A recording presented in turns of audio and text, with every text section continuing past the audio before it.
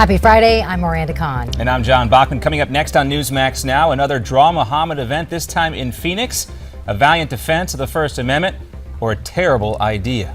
And pensions are drying up just like the water in California, but one of our guests today says there are ways to save these retirement funds. And Charlie Daniels joins us to explain why he thinks it's time for America to lock and load, why he says trouble is on the way. Newsmax Now starts right now. And good afternoon. We made it. It's Friday. Thanks for joining us for this edition. Don't get too excited yet, Miranda. We still got 4 hours of Newsmax Now to go. I'm and a full day of packed programming here on Newsmax TV. Folks want to stay tuned throughout the day and into the evening. Cancel your dinner plans. Stay tuned to the TV right here. Big news today, the State Department saying that Cuba is no longer on its list of state sponsors of terrorism. We'll talk about that coming up in our second hour. But first, we want to turn our attention to Phoenix. As we mentioned, this is a new rally today there, beginning in a few hours outside the mosque. The mosque is the same place where those 2 gunmen who attacked a Muhammad cartoon contest in Texas often prayed. It's being organized by a former Marine named John Ritzheimer. He says the shooting in Garland struck a nerve, and hundreds are expected at today's event. And an event listing on Facebook, he says the rally will be peaceful, but he's also encouraging people to, quote, utilize their Second Amendment rights. And he's also holding his own Muhammad cartoon contest. The head of the Islamic Community Center of Phoenix says as long as the protesters stay off the property of the mosque, they can do what they want. Elton Simpson and Nadir Sufi were killed after opening fire on the Muhammad cartoon event in Texas. Both attended prayers at that very mosque, but were not described as regular members. The Republican who served as Speaker of the House longer than any other member of the GOP is now facing federal charges. Dennis Hassert is now accused of lying to the FBI and evading bank regulations around large cash withdrawals. The grand jury indictment says Hassert agreed to pay $3.5 million to someone in hush money. That conduct is only described as prior misconduct for the payment. And the charges, which could land Hassert in prison for several years, have his colleagues reeling. Former Virginia Congressman Tom Davis was a member of the leadership team during Hassert's tenure as Speaker from 1999 to 2007. He tells Politico he's in shock that Hassert's reputation was beyond reproach, and he viewed him as a man of total integrity. Well, the mistake that sent 5 anthrax spores to several labs is worse than we first thought. Officials now say a total of 18 laboratories have received the anthrax bacteria. It's a live bacteria. That's double the number first reported. 17 of them are in the U.S., 1 is in South Korea. The anthrax was sent out from a military lab in Utah for research purposes. It was supposed to be rendered inactive before it was shipped, but something apparently went wrong. The Pentagon says there's no danger, though, to the public. A program that helps the poor get phone service now could help them get broadband internet. FCC Chair Tom Wheeler now proposes that the Lifeline program be expanded. Right now, it provides a subsidy every month to about 12 million households by helping them pay for landline or cell phone service. Now, under Wheeler's proposal, people could decide whether to use the subsidy on a phone or for broadband internet. As FIFA wrestles with the corruption charges that have rocked the world's leading soccer organization, it's now dealing with pushback from sponsors. Visa has threatened to pull away from FIFA unless its organization cleans up its act. Coca-Cola says the bribery scandal tarnishes the mission of the FIFA World Cup, and FIFA is meeting today in Zurich. Someone called in a bomb threat. The local authorities decided as a precaution to search the premises during the lunch break, so all this room. The premises have been cleared now by the authorities. The Congress can start again. One of the reasons for this meeting is re-electing FIFA's president or holding an election. Sepp Blatter was supposed to win that election before these charges came down, but now that is in question.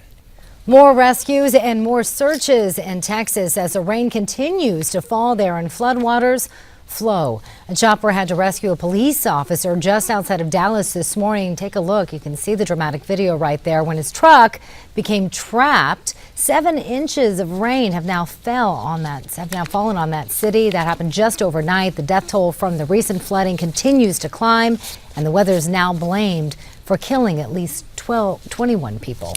Nebraska lawmakers may have outlawed the death penalty this week, but the fight is not over yet. After lawmakers voted to override a veto by the governor and ban capital punishment, death penalty supporters are now considering a lawsuit. They say part of the new law may be unconstitutional. There's also talk of a possible ballot measure in Nebraska to bring back the death penalty or amend the state's constitution to do so. Meanwhile, lawmakers in California have revived a bill allowing physician-assisted suicide. The bill was approved by a state Senate committee after the California Medical Association dropped its opposition. It was prompted by the death last year of 29-year-old Brittany Maynard.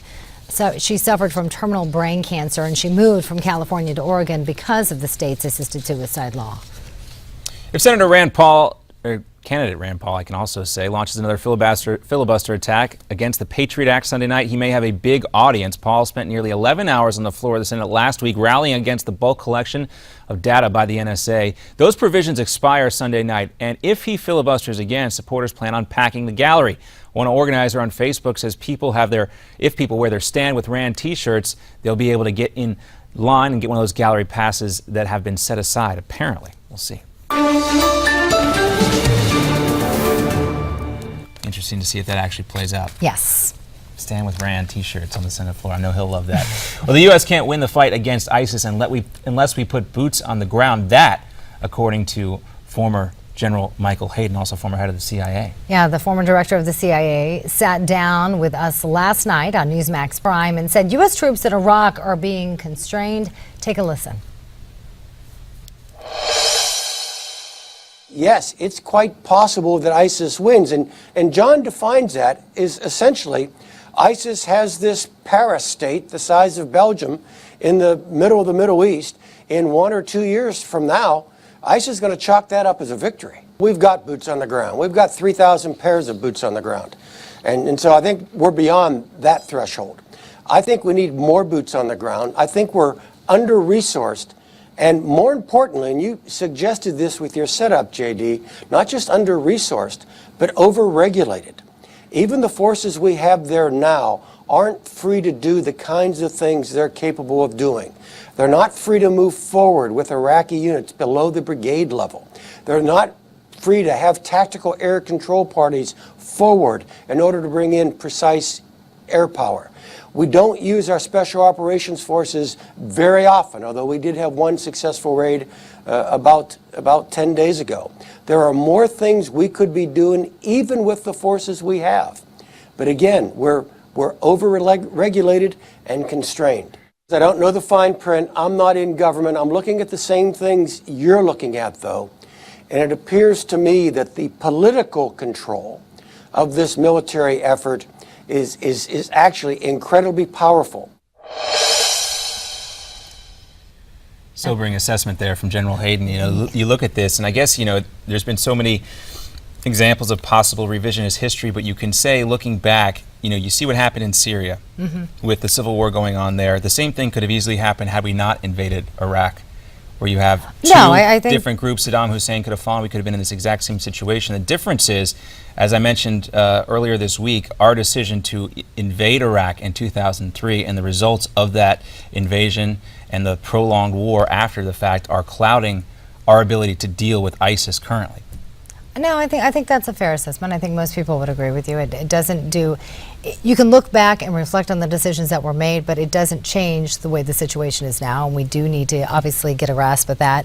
And you've heard even Nancy Pelosi saying we don't have a grasp on ISIS right now. We can't get Clearly we don't have a grasp on ISIS. And, you know, we talked to General Hayden this time last year, and his exact words at the time were, you know, ISIS is not 10 feet tall, but over the course of the year, they have been able to strengthen their position. Their finances obviously have not dried up, even though we recently reported the death of the so-called number 2 guy in ISIS who was supposedly in charge of their finances. We hear that they're knocking on the doors of Beiji in Iraq again, which is a crucial area that we have taken back from them prior to this.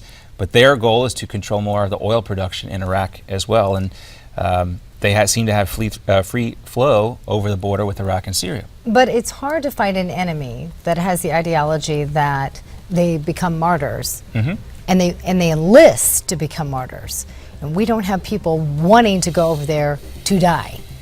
They have people joining their organization, this terrorist organization, with the desire to become a martyr. That's what they want. So how do you fight that? It's very difficult.